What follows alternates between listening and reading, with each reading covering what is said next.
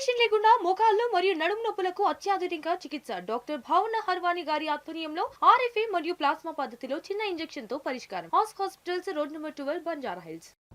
సికింద్రాబాద్ చిలకలగూడలో దారుణం జరిగింది. ప్రేమ వ్యవహారంలో ఓ యువకుడిని కిరాతకంగా హత్య చేశారు. మోటార్ బైక్ పై వచ్చిన దుండగులు యువకుడిని వెంటాడి వేటాడి నడి రోడ్డుపైనే పొడిచి చంపారు.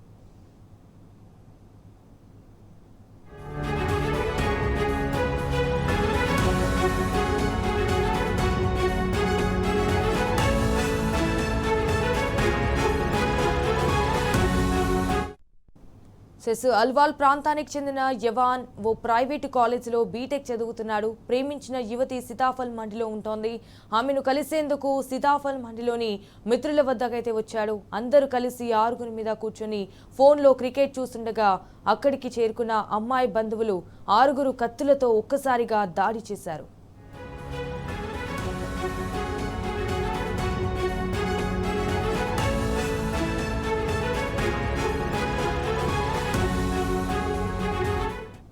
అయితే ఈ దాడిలో 17 చోట్ల కత్తిపోట్లకు గురై యవాన్ అక్కడికక్కడే కుప్పకూలిపోయాడు. వెంటనే స్థానికులు అతడిని గాంధీ ఆసుపత్రికి తరలించగా అప్పటికే మృతి చెందినట్లుగా వైద్యులు ధృవీకరించారు.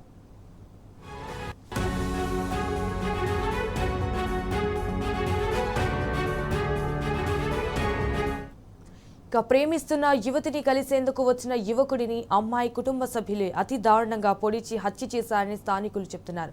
కేసు నమోదు చేసుకున్న చిలకలగూడ పోలీసులు దర్యాప్తు అయితే ముమ్మరం చేశారు. నిందితుల కోసం ప్రత్యేక బృందాలు గాలిస్తున్నాయి.